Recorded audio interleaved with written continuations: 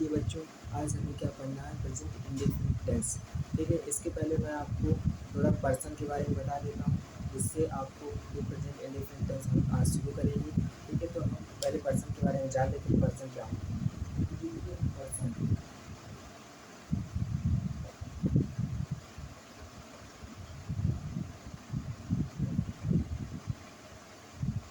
देखिए पर्सन कितने प्रकार के होते हैं। पर्सन 3 प्रकार के होते हैं। पर्सन का हिंदी में हम कहते हैं पुरुष। आपने हिंदी में पढ़ा होगा प्रथम पुरुष, मध्यम पुरुष और उत्तम पुरुष। यहाँ पे 3 पर्सन होते हैं। अंग्रेजी में भी 3 पर्सन होते हैं, फर्स्ट पर्सन, सेकंड पर्सन और थर्ड पर्सन। देखिए फर्स्ट पर्सन क्या होता है। फर्स्ट पर्सन उसे हम कहते हैं जो बोल रहा होता है। जैसे कि मैं बात कर रहा हूँ, मैं आपके सामने हूँ, आपसे यदि मैं बात करूँ, जैसे आप मेरे सामने कोई लड़का खड़ा है और उससे बात कर रहा हूँ, तो मैं क्या हो गया, फर्स्ट पर्सन। तो देखो आई और वी फर्स्ट पर्सन में आता है, जो बोलता है। और जो सुनता है, सुनेगा कौन, हमेशा जो हमारे सामने होगा वही सुनेगा, वो क्या होगा, वो सेकंड पर्सन होगा। और जो जिसके बारे में, किसी तीसरे के बारे में यदि हम बात कर रहे हैं, जो यहाँ नहीं होगा, किसी तीसरे के बारे में बात करें तो वो थर्ड पर्सन होगा। तो देखिए फर्स्ट पर्सन और सेकंड पर्सन और थर्ड पर्सन। तो देखिए फर्स्ट पर्सन में आया था आई और वी, सेकंड पर्सन होता है यू एंड थर्ड पर्सन होता है, इनको छोड़ करके जितने भी सभी कर्ता बचे, ही, सी, इट, नेम, दे, जितने भी सिंगुलर प्लूरल ये सभी क्या हो जाएंगे, थर्ड पर्सन में चले जाएंगे। तो हम लिखते हैं, देखो first person, second person, third person. ठीक है, देखो फर्स्ट पर्सन में क्या आता है, आई और वी। सेकंड पर्सन में क्या आता है, सेकंड पर्सन में आता है यू। थर्ड पर्सन में क्या आता है, थर्ड पर्सन में आता है she, it, name, he, she, it, name, they, singular और प्लूरल जितने बचे हैं सिंगुलर और प्लूरल सब्जेक्ट्स, सिंगुलर और प्लूरल जो जितने भी सब्जेक्ट्स बचते हैं, प्लूरल के जो सब्जेक्ट्स बचते हैं, जैसे सिंगुलर प्लूरल, सिंगुलर में आ जाए गाय और देखो प्लूरल में आ जाए गायें। ठीक है, तो बहुत सारे तो काऊ है, एक पाउच हो जाएगा। तो देखो सिंगल में पेड़ हो गया, इस प्रकार से हमारे हो गए तो सिंगल प्लूरल। देखो फर्स्ट पर्सन में आपने क्या बताया, आपको आई और बी होता है, तो सेकंड पर्सन में यू होता है एंड थर्ड पर्सन में he, it, name, they, singular and plural. अब हम पढ़ेंगे क्या, हम पढ़ेंगे आप प्रेजेंट इंडेफिनिट टेंस। हम शुरू करने जा रहे हैं प्रेजेंट इंडेफिनिट टेंस। ठीक है, देखिए हमारा प्रेजेंट इंडेफिनिट टेंस।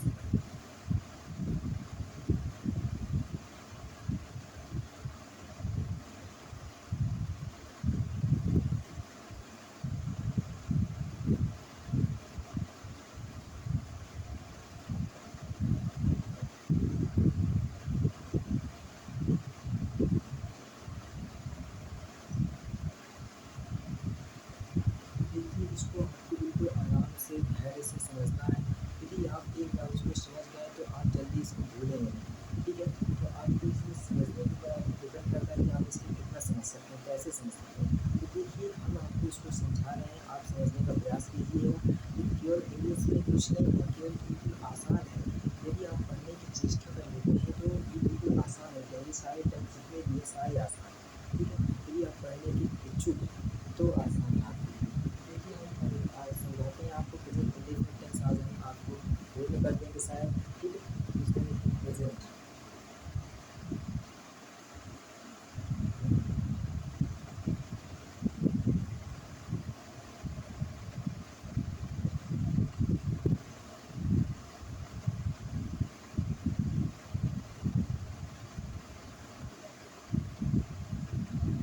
तो देखिए हमने क्या लिखा, प्रेजेंट। प्रेजेंट का मतलब होता है वर्तमान। प्रेजेंट को हम हिंदी में क्या कहते हैं, वर्तमान। जो समय चल रहा है उसे हमने आपको बताया था, ये क्या होता है, वर्तमान। और इंडेफिनिट मीन्स क्या होता है, अनिश्चित। एक शब्द होता है डेफिनिट। देखो डेफिनिट,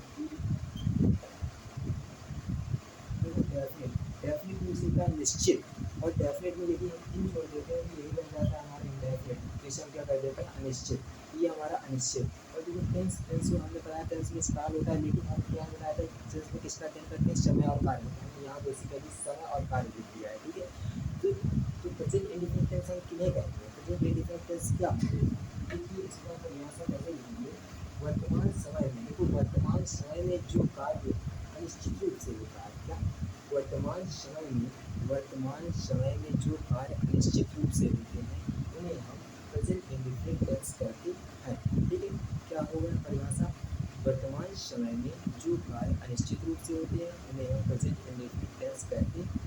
ठीक है, इसमें कुछ भी रखने की आपको जरूरत नहीं है, केवल उसी को तो मीनिंग उससे आपको खुद ही सारा निकल रहा है। केवल आपको मीनिंग पता होना चाहिए कि प्रेजेंट में होता है वर्तमान, इंडेफिनिट में अनिश्चित टेंस में समय प्लस कार्य। क्या बनाने की परिभाषा, वर्तमान समय में जो कार्य अनिश्चित रूप से होता है उसे हम प्रेजेंट इंडेफिनिट टेंस कहते हैं। ठीक है, देखिए हमारे प्रेजेंट इंडेफिनिट टेंस, अब देखो हम इसको आपको बिल्कुल आसान वे में आसान तरीके में पढ़ाएंगे। ठीक है, आपको देखो रूल, और कुछ बच्चों का ये मानना होता है कि रूल उनको बहुत कन्फ्यूजन करते हैं, इसीलिए हम बिना रूल के, अगर रूल को हटा करके एक साइड हम आपको पहले रूल बताएंगे, फिर उस रूल से कुछ स्ट्रक्चर बनवा देंगे और उन स्ट्रक्चर्स को आपको समझना है। रूल को आप भूल जाइए, कोई दिक्कत नहीं है, लेकिन आप स्ट्रक्चर को यदि समझ लेते हैं तो फिर आप बिल्कुल आसान होगा पढ़ना। ठीक है, तो हम आपको बताते हैं। देखो पहले हम देखते हैं हिंड। हिंड किस चीज़ की, पहचानने की, कि आप इस टेंस को कैसे पहचान सकते हैं, तो हम इसको हिंट्स के तौर पर आपको दिखाते हैं।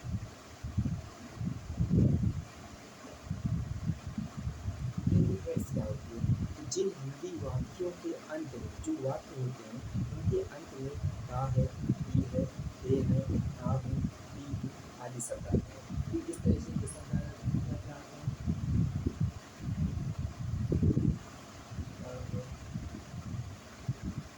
ही है,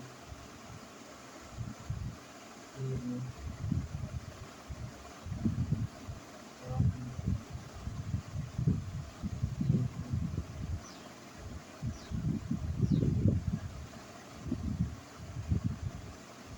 ठीक है, आदि शब्द आते हैं।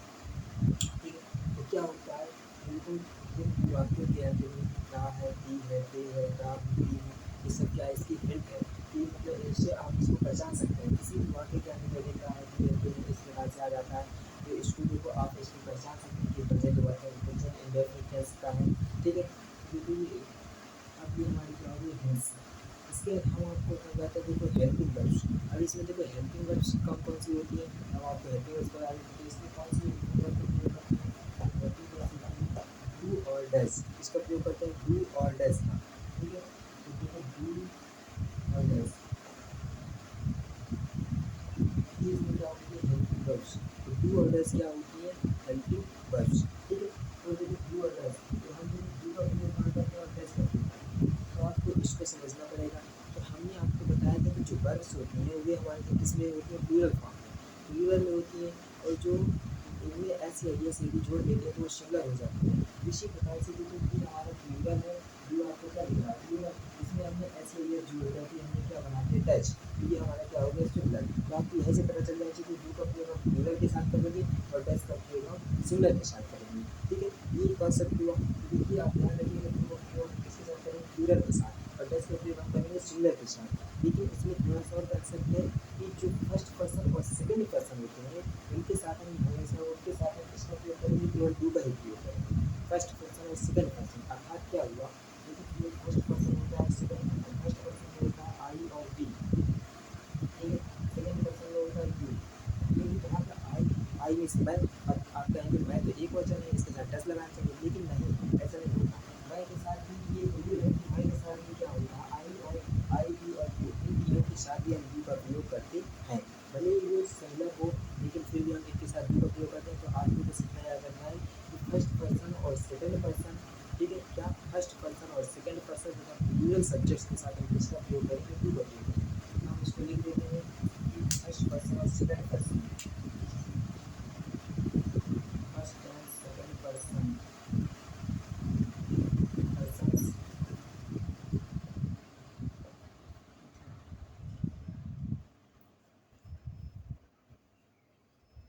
Plural subjects. ठीक है, देखिए फर्स्ट पर्सन और सेकंड पर्सन तथा प्लूरल सब्जेक्ट्स के साथ हम किसका प्रयोग करेंगे, डू का। इसके बाद हमारा आता है डज।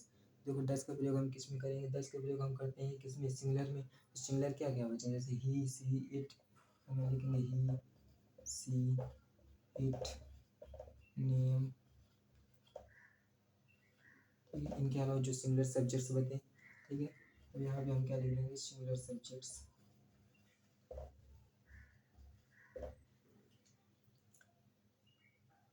ठीक है, तो ये देखो क्या हो गई, ये हमारा क्या हो गया, फर्स्ट पर्सन सेकंड पर्सन। ठीक है। और हमारे प्योर सब्जेक्ट्स, तो प्योर सब्जेक्ट्स फर्स्ट पर्सन और सेकंड पर्सन के साथ हम डू का प्रयोग करेंगे एंड डज का प्रयोग हम ही सी इट नीड तथा सिमिलर सब्जेक्ट के साथ हम डज का प्रयोग करेंगे।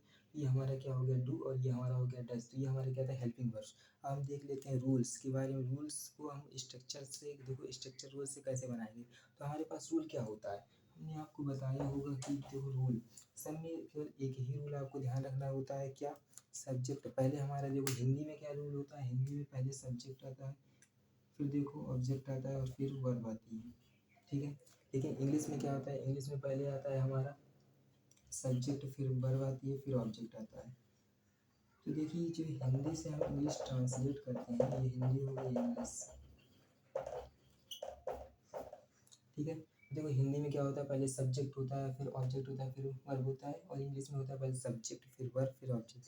देखो सब्जेक्ट फिर वर्ब आता है, फिर ऑब्जेक्ट आता है, इससे हम इनको ट्रांसलेट करते हैं, ठीक है। तो ये हमारा क्या हो गया, तो हमको इतना ध्यान रखना है कि पहले हमारा सब्जेक्ट आएगा, फिर हमारा वर्ब आएगी और फिर हमारा ऑब्जेक्ट आएगी। अब वर्ब हमारे पास दो प्रकार की होती है, एक देखो एक हमें कितने प्रकार के वर्ब रखते हैं, एक हेल्पिंग वर्ब, एक मेन वर्ब।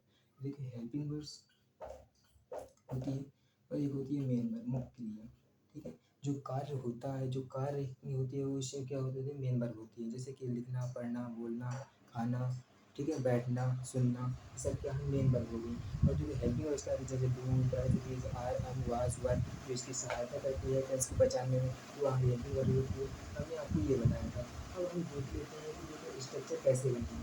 तो हमें बेसिकली स्ट्रक्चर बिल्कुल आसान से तरीके से समझना है। यदि मैं इसके अगर रूल लिखना चाहूँ तो देखो रूल में क्या होता है, रूल में हम आपको देखते हैं, यदि हम इसके रूल लिखना चाहेंगे तो रूल, पहले मैं आपको रूल लिख के बता देता हूँ। तो यदि आप इसके रूल देखेंगे तो देखो रूल में क्या होता है, पहले देखो सब्जेक्ट प्लस वर्ब की फर्स्ट फॉर्म प्लस एस और yes plus object plus other verb, ठीक है। ये हमारा पहला रूल होता है, ठीक है। ये होता है क्या होता है, अफर्मेटिव या फिर सिंपल, इसे कहते हैं अफर्मेटिव सेंटेंस। क्या अफर्मेटिव सेंटेंस क्या होता है, अफर्मेटिव मतलब सकारात्मक वाक्य, ठीक है। तो ये देखो अफर्मेटिव का रूल है हमारा,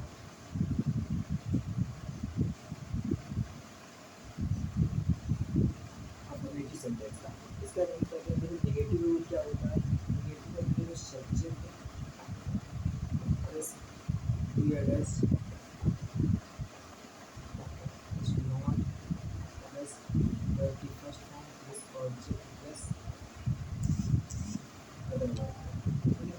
ये हमारा किसका रूल होता है, ये हमारा किसका रूल है, नेगेटिव का, नेगेटिव सेंटेंस का रूल है। हम यहाँ पर लिखेंगे negative,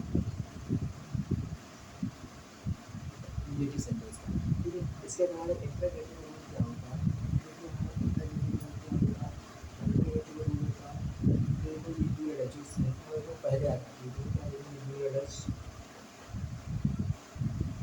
do does plus subject plus verb की first form plus object plus other verb. इसके साथ हमारे जो इंटरगेटिव सेंटेंस होते हैं, प्रश्नवाचक, प्रश्नवाचक जो प्रश्न पूछने वाले, उसमें हम क्वेश्चन मार्क जरूर लगाते हैं, ठीक है। ये हमारा किसका रूल है, इंटरगेटिव का,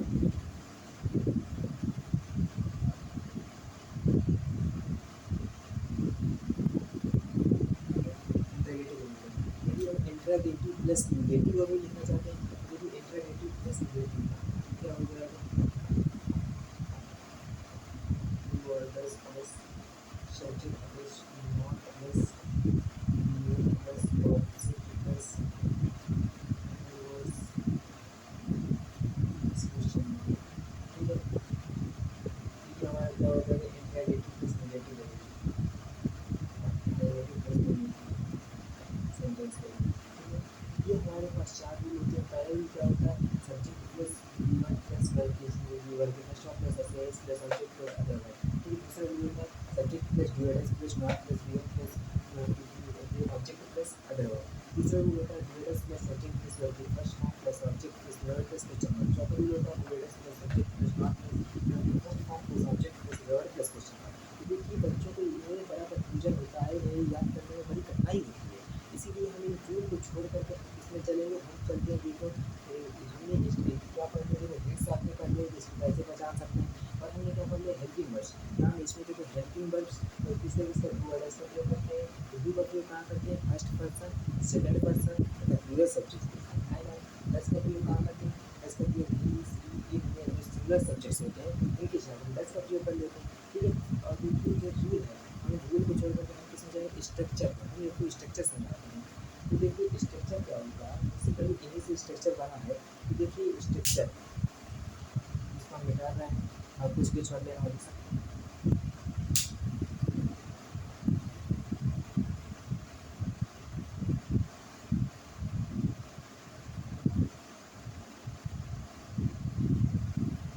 देखिए आप एक मिनट, अब देखो हम चलते हैं स्ट्रक्चर में। तो हमारा स्ट्रक्चर क्या बनेगा, स्ट्रक्चर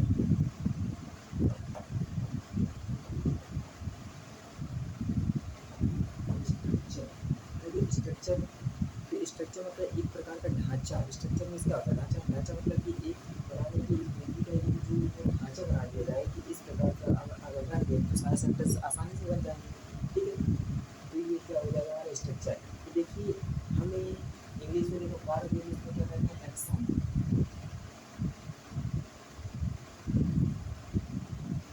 ठीक है।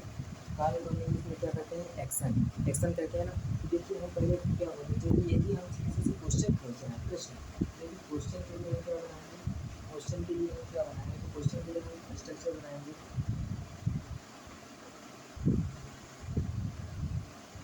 यदि मैं आपसे क्वेश्चन पूछ रहा हूँ, क्या तुम पढ़ते हो या क्या तुम सोते हो, यदि मैं आपसे क्वेश्चन कर रहा हूँ तो क्या क्या बनाएंगे, डू एक्शन। इसके बाद इसका आंसर क्या बनाएंगे, आई एक्शन। इसके रिलेटेड क्या बनाएंगे, आई डोंट एक्शन,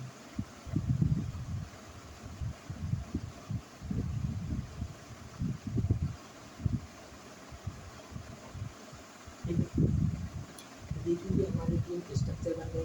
अब यदि मैं आपसे कुछ भी पूछूँ तो देखिए आप इनसे जवाब दे सकते हैं। यदि मैं आपसे पूछूँ जैसे डू एक्शन, हमने क्या लिखा है इस स्ट्रक्चर में, डू एक्शन, तो इसका मतलब क्या है, देखिए डू क्या है, डू हमारा क्या है, हेल्पिंग वर्ड्स, और डू क्या है, डू सब्जेक्ट है, और एक्शन मतलब कोई भी कार्य, जैसे क्या तुम पढ़ते हो, क्या तुम पढ़ते हो, डू यू रीड, ठीक है। क्या तुम पढ़ते हो, डू यू रीड, क्या तुम खाते हो, डू यू ईट, क्या तुम जाते हो, डू यू गो। तो इस प्रकार से कोई बना सकते हैं यहाँ एक्शन, कोई भी क्रिया हम लगा सकते हैं, जैसे कि हम लगा देते हैं डू यू प्ले, क्या तुम खेलते हो, डू यू रीड, क्या तुम पढ़ते हो, डू यू स्टडी, क्या तुम अध्ययन करते हो या पढ़ाई करते हो, ठीक है। डू यू गो, क्या तुम जाते हो। तो इनमें से हम जैसे कोई भी क्रिया लगा देंगे तो ये हमारा इसकी स्ट्रक्चर बन गया। डू यू स्टडी, क्या तुम पढ़ाई करते हो, डू यू प्ले, क्या तुम खेलते हो। इस प्रकार से हमारा क्या बन जाएगा, तो हमारा क्या हो गया स्ट्रक्चर।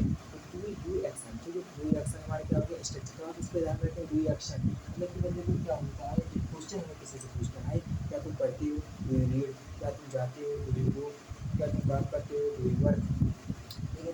ये हमारा क्या हो गया स्ट्रक्चर, डू डू एक्शन, ठीक है। तो देखिए डू, अब हमने देखिए यहाँ पर क्या लगाया सब्जेक्ट, तो हमारे पास सब्जेक्ट क्या है, अगर इसको समझेंगे सब्जेक्ट हमारे पास क्या है, सब्जेक्ट हमारा प्लूरल है। यदि सब्जेक्ट डू, हमने क्या कहा फर्स्ट पर्सन सेकंड पर्सन है तो उसके साथ डू का प्रयोग करेंगे। तो देखिए कि हमारा सब्जेक्ट क्या है, प्लूरल, तो इसके साथ हम किसका प्रयोग करेंगे, डू का प्रयोग करेंगे, ठीक है।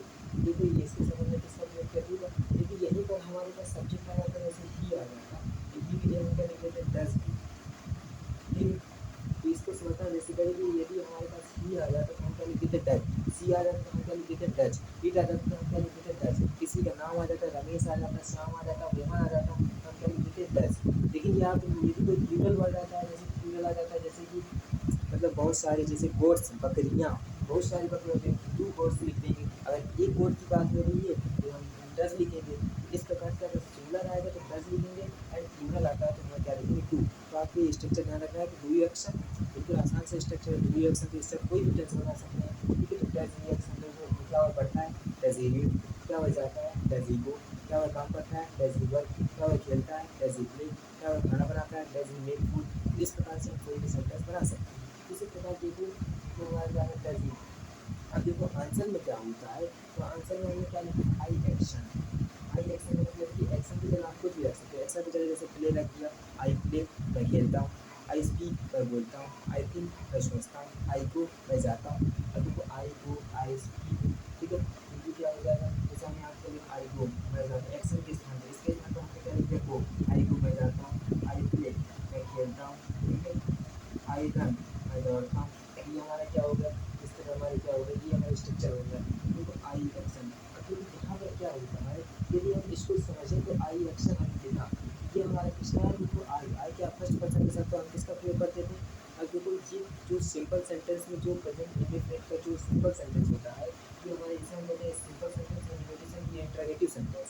देखिए सिंपल सेंटेंस जो होता है उसमें हम एस या ए, उसमें हम डू एड एस का प्रयोग नहीं करते हैं। सिंपल सेंटेंस में हम बिल्कुल एस या एस का प्रयोग करते हैं। तो एस या एस का प्रयोग किसलिए करते हैं, यही एक ही सी इट नेम इसने दिया है, तो जो ही सी इट नेम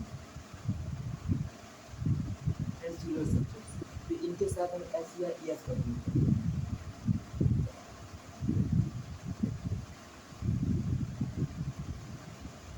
और फिर ये दिए गए हैं,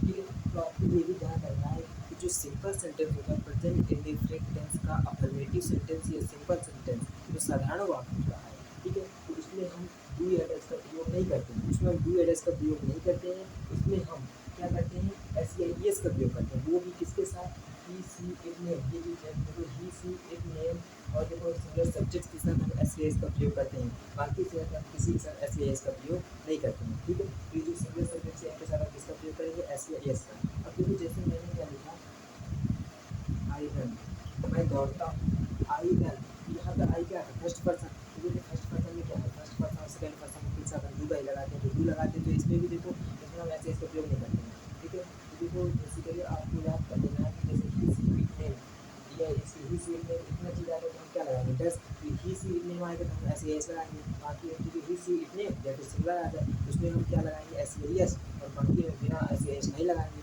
यहाँ पर क्या हो गया, आई रन, अब देखिए यहाँ पर हमने आई रन लिखा, इसी तरह यदि हम यहाँ पर क्या लगाते हैं, ही लगाते हैं, तो ही के साथ हम क्या जोड़ते थे, एस एस, हमने कहा आपको एस एस लगाते हैं, ही रन्स हो रहा है, ठीक है। इसी प्रकार यहाँ पे ही रन्स, सी लिखते हैं तो सी प्लेज, सी रन्स, तो देखो ये हम एस या एस लगाएंगे, हमें ही सी इट नेम इनमें से कोई आता है, तो देखो ये क्यों होता है। अब पहले हम आपको इसको लगाएंगे I don't accept, I don't accept मतलब क्या है, यदि मैं देखो मैं नहीं पढ़ता हूँ तो आई, इसके लिए हम क्या लिखते हैं, आई डोंट गो, मैं नहीं जाता हूँ, आई डोंट प्ले, मैं नहीं पढ़ता हूँ, आई डोंट रन, मैं नहीं दौड़ता हूँ। इसी प्रकार से जैसे यहाँ पे क्या है, आई है हमारा, आई क्या है, फर्स्ट पर्सन है, देखो इसके साथ हमें आई के साथ हमें क्या लगाते हैं, आई के साथ डू का प्रयोग करते हैं, तो आपको याद इतना याद रख लीजिए कि डू सब्जेक्ट के साथ किसका प्रयोग करते हैं, डू का, आई बी और यू के साथ भी डू का प्रयोग करते हैं, बस हो गया, ठीक है। तो देखो आई के साथ हम किसका प्रयोग करते हैं, डू का, तो आई के साथ डू और नॉट, डू नॉट, इसको हम क्या करते हैं, डू और नॉट, इसको अलग अलग डू नॉट भी लिख सकते हैं या डॉट भी शॉर्टकट में, आप डॉट भी शॉर्टकट में पढ़ सकते हैं या फिर आप डू नॉट भी लिख सकते हैं। तो आई डू नॉट गो, मैं नहीं जाता हूँ, आई डू नॉट प्ले, मैं नहीं खेलता हूँ, इस तरह से होता है। तो ये हमारा क्या हो गया, आई, तो यदि ये आई हमारा क्या, इसके बाद इसके लिए हमें यदि हम यहाँ पर कोई सिंगुलर सब्जेक्ट यूज कर रहे हैं, जैसे कि मान लेते हैं कि हमने ही यूज कर दिया, तो ही के साथ क्या आएगा, आपको पता है ही के साथ डू लगेगा नहीं, ही के साथ क्या, देखो ही के साथ क्या लगेगा, डच, देखो क्या लगेगा, he does not play, he does not play होता है, ठीक है। तो ये हमारे क्या हो गया, ही डज नॉट प्ले, वह नहीं खेलता है। तो इस प्रकार से अब देखिए तो हमने आपको थोड़ा सा जैसे आपको एक झलक दिखाई इस चीज़ की, अब हम इसके एग्जाम्पल्स करेंगे। हमें अब एग्जाम्पल से सोचना है कि ऐसा क्यों होता है, गाय के साथ यदि इसके साथ ऐसा लग जाता है, क्यों लग जाता है, क्यों लग जाता है, ये भी तो होना चाहिए कि लगता क्यों है। इसके साथ देखो 10 लगा है, भी नहीं लगा, क्यों लग जाता है, क्योंकि ये भी कारण है, ये होता है, तो इसको भी हम आपको समझाएंगे। तो देखिए अब हम चलते हैं एग्जाम्पल्स के लिए, ठीक है।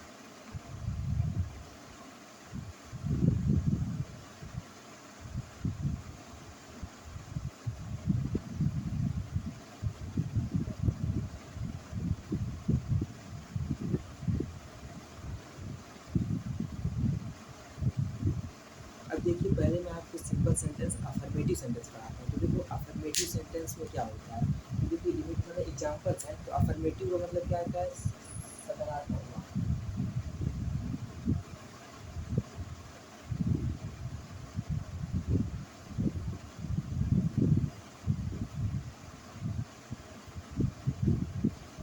ठीक है। तो अफर्मेटिव सेंटेंस का मतलब होता है सकारात्मक वाक्य, ठीक है।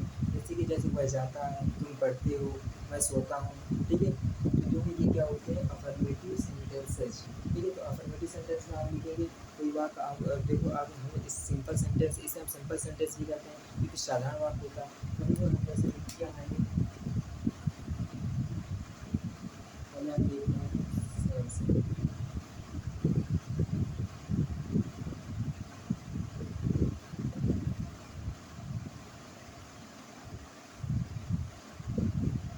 पढ़ते हैं और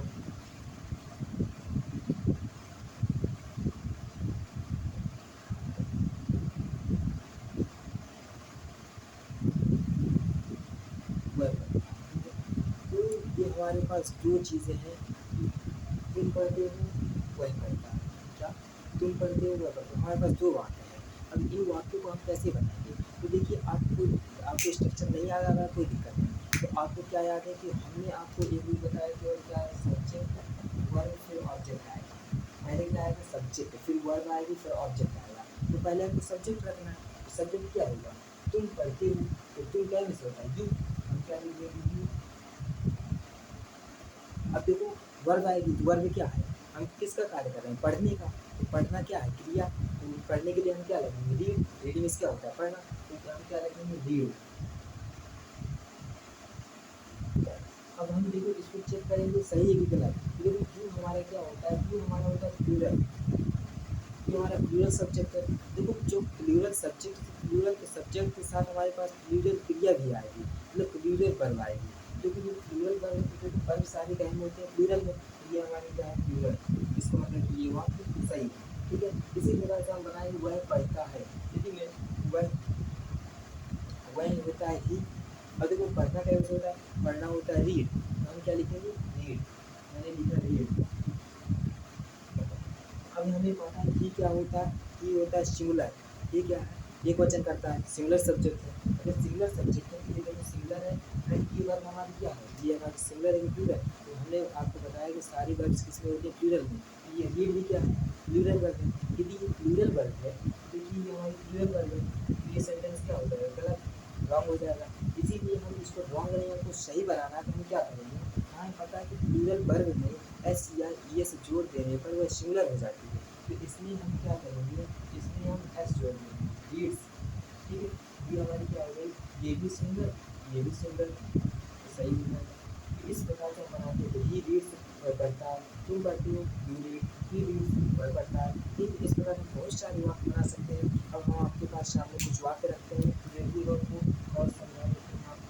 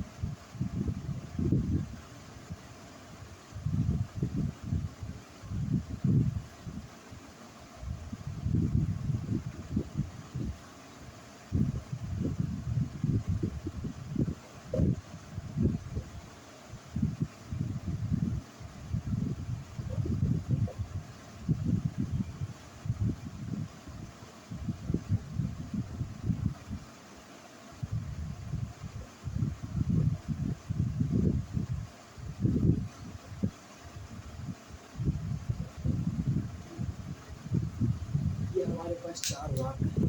अब इन चार वाक्यों को धीरे धैर्यपूर्वक इनको हम समझेंगे। ठीक है, तो बिल्कुल आराम से आपको समझना है, कोई टेंशन नहीं लेना है, क्योंकि ये बिल्कुल आसान है। हमने आपको क्या बताया कि पहले सब्जेक्ट, फिर वर्ब, फिर ऑब्जेक्ट। ठीक है, तो पहले हम जानते हैं, पहले हम क्या रखेंगे, सब्जेक्ट।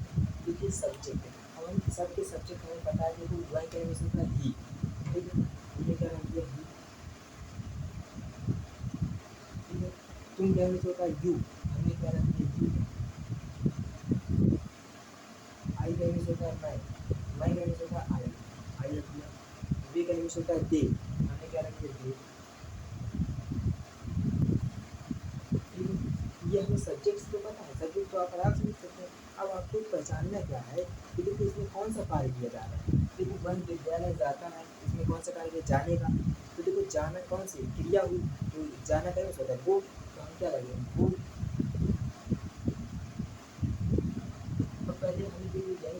जो सब्जेक्ट्स को हमें हमने क्या कहा, देखिए सब्जेक्ट हमारा सिंगुलर है, तो जो वो ऑब्जेक्ट जो सब्जेक्ट यदि हमारा सिंगुलर है, तो जो वर्ब होगी वो भी सिंगुलर होगी। तो हमें देखेंगे कि ये हमारा क्या है, सिंगुलर, एंड जो वो है वो क्या है, हमारा प्लूरल वर्ब है। तो इसमें एस ये जोड़कर हम इसे सिंगुलर बना देंगे। इसमें हमने क्या जोड़ दिया, डी एस, ये क्या हो गया, हमारा सिंगुलर बन गई। अब देखिए सिंगुलर सिंगुलर है, ये हमारा सही हो जाएगा। ही गोज, अब गो के बाद हमेशा टू का प्रयोग करते हैं। ही गोज टू, विद्यालय, विद्यालय क्या है, ऑब्जेक्ट, कहाँ जाते हैं, विद्यालय जाते हैं। विद्यालय हमारा क्या ऑब्जेक्ट, जो बच गया उसे लिख देंगे। तो ही गोज टू स्कूल, या फिर कॉलेज लिख सकते हैं। ही गोज टू स्कूल, वह विद्यालय जाता है। इसी प्रकार हम लिखेंगे तुम क्रिकेट खेलते हो, तुम दैम इसका यू, अब क्या करते हो, क्रिकेट खेलते हो, तो खेलना क्या हो गया, वर्ब। तो खेलने के लिए हम क्या लिखते हैं, प्ले, तो हम क्या लिखेंगे, यू प्ले। यू हमारा क्या है, यू है प्लूरल, प्ले भी है प्लूरल। तो प्लूरल प्लूरल बराबर है, इसमें कोई दिक्कत नहीं। तो यू प्ले, क्या खेलते हो, क्रिकेट, यू प्ले क्रिकेट, बिल्कुल आसान है। ठीक है, इसके बाद देखते हैं, मैं किताब पढ़ता हूँ, क्या पढ़ता हूँ, मैं किताब पढ़ता हूँ। तो मैं क्या यूज होता है, आई, ठीक है, आई रख दिया। अब इसके बाद है पढ़ना, पढ़ना क्या यूज होता है, रीड। तो रीड में क्या होता है, पढ़ना, आई रीड, ठीक है। तो देखो ये हमें हमेशा देखो आई जो होता है, आई मतलब देखो यहाँ पर आई जो होता है प्रेजेंट इंडेफिनिट टेंस में, आई हमेशा किसके मतलब प्लूरल की तरफ प्रयोग होता है। जैसे हमने आपको पहले ही बताया, जैसे डू एडेस के साथ, जैसे आई के साथ डू लगता है, तो प्लूरल के जैसे इसका प्रयोग किया जाता है। तो आई के साथ हम रीड ही लगाएंगे, रीड से यहाँ नहीं कर सकते हैं, भले ही ये सिंगुलर है लेकिन ये फर्स्ट पर्सन है, तो हम यहाँ पे क्या लगाएंगे, हम क्या लगाएंगे, रीड, ठीक है।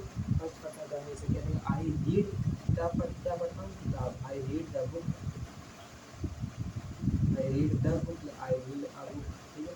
इसलिए भी काम करते हैं, देखो देखिए वे क्या हो सकता है, देखो काम करते हैं, काम करना क्या हो सकता है, वर्क, वर्क मीन्स काम करना, वर्क मीन्स काम करना, पूरा मिल गया, ये वर्क, भी काम करते हैं, ये भी प्लूरल, ये भी प्लूरल, ठीक है। यहाँ पे ए क्या है, पर्सन है, फर्स्ट पर्सन सर ऐसे ऐसे नहीं लगता, लेकिन आई रीड द बुक हो जाएगा, ठीक है। ये हमारे जो कुछ सेंटेंस थे वो आपने समझ लिया होगा। तो इसी प्रकार से ये बिल्कुल आसान है, आपको एक बार आप घर में ट्राई करें तो बिल्कुल आप इसको आसानी से कर सकते हैं, ठीक है। तो हमने आपको जैसे बताया, वो विद्यालय जाता है, ही गोज टू स्कूल, तुम क्रिकेट खेलते हो, यू प्ले क्रिकेट, मैं किताब पढ़ता हूँ, आई रीड द बुक, ये काम करते हैं, दे वर्क, ठीक है। तो यदि आप छोटे छोटे वाक्य बनाना है तो आप बड़े बड़े वाक्य भी बना सकते हैं। जैसे हम आपके साथ एक वाक्य लिखना चाहते हैं, यहाँ से,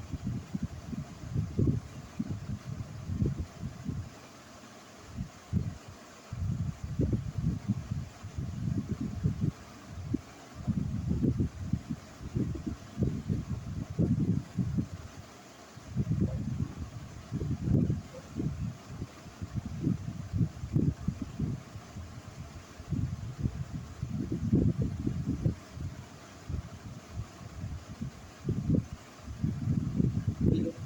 मैंने क्या लिखा, वह अपने माता पिता के साथ स्कूल जाती है, मतलब मम्मी पापा के साथ, दोनों के साथ वह स्कूल जाती है।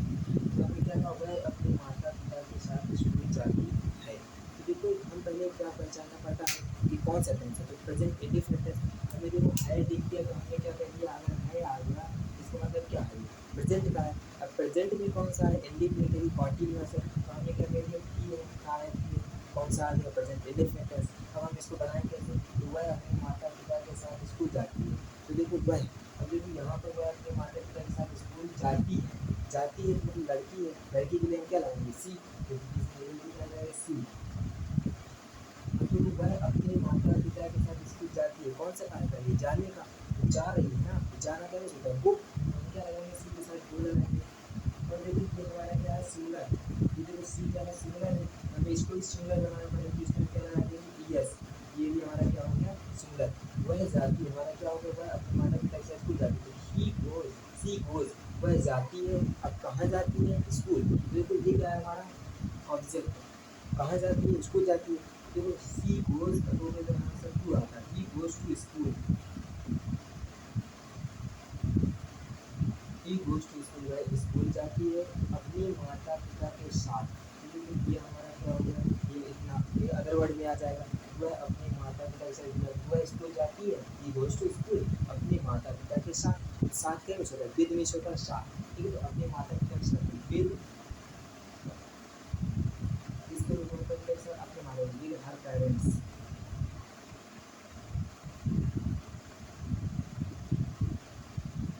अब यहाँ हमने हर लगाया तो देखिए विद हर पेरेंट्स, वह अपने माता पिता के साथ स्कूल जाती है। तो इसके लिए कॉन्सेप्ट है कि देखो कि यहाँ पे क्या है सी के लिए हमने हर का प्रयोग किया।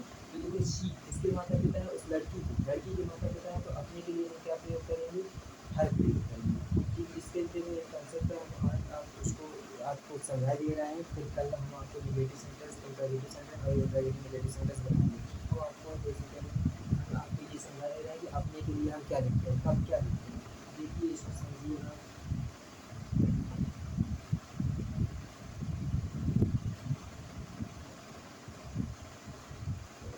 ठीक है, जैसे कि हमने लिखा है सब्जेक्ट्स, जैसे मान लेते हैं हम लिखे सी, तो सी के साथ हम किसका उपयोग करेंगे, हर। अपना क्या बोलेंगे, इसकी अपना, अपना या अपने अपनी। ठीक है, तो अपने माता पिता, हर पेरेंट्स। अगर सब्जेक्ट सी दिया है तो हम क्या लिखेंगे, हर पेरेंट्स, हर लिखेंगे, हर पेरेंट्स, हर फ्रेंड्स, इस प्रकार से हर लिखेंगे। ही दिया गया था, हिज लिखेंगे, हिज पेरेंट्स। ठीक है, इस प्रकार से हिज पेरेंट्स हो जाएगा, तो हिज फ्रेंड्स हो जाएगा। ठीक है, इस तरह से दे दिया गया तो डियर लिखेंगे। ठीक है, ये काम क्या लिखेंगे, डियर। ठीक है, इसका क्या, जैसे कोई नाम दिया है, तो नाम के लिए देखो, नाम के लिए जैसे रमेश दिया है, उसके लिए भी हम लड़का होगा तो हिज लगाएंगे, लड़की होगी हल लगाएंगे। ठीक है, तो ये हो गया। इसके यू के लिए हम क्या लिखेंगे, योर लिखेंगे। ठीक है, योर पेरेंट्स हो जाएगा, योर। इसका यू डी, डी के लिए हम क्या लिखेंगे, अवर, हमारे माता पिता, अपने माता पिता को अवर, डी के लिए हम क्या लगाएंगे, अवर। ठीक है, इस प्रकार से हमारे यू सी, जैसे नाम है तो हमने नाम दिया बोला दिया। अब देखो आई के लिए क्या लगाएंगे, माई। ठीक है, अपने लिखिए। अब देखो ये हमारे क्या है, सब्जेक्ट्स। अपना के लिए जो यदि हमारे पास आएगा स्वयं, जैसे तुम स्वयं, तो देखो स्वयं के लिए हम क्या लगाएंगे, तो स्वयं के लिए हमारे पास क्या लगता है, जैसे स्वयं। अपने के लिए हमारे पास यह मिल जाएगा, और स्वयं के लिए भी हम देखिए, अपने स्वयं के लिए क्या होता है, इसका हो जाता है हर सेल्फ, लड़की के लिए। और ही का हो जाता है हिमसेल्फ।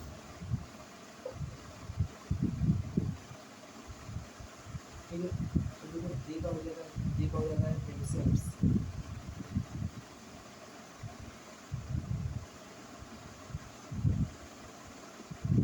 हिमसेल्फ। ठीक है, इसका क्या है, यू का क्या हो जाता है, योर सेल्फ और योर सेल्फ।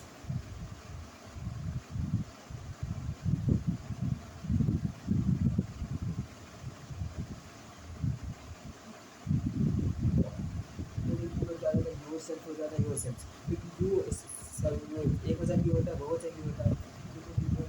योर सेल्फ भी हो सकता है, योर सेल्फ से हो जाता है, जिसके हिसाब से टेंस के हिसाब से हो जाएगा।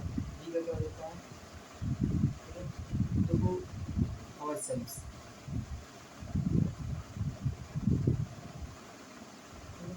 इसी प्रकार आई का क्या हो जाता है, माई सेल्फ।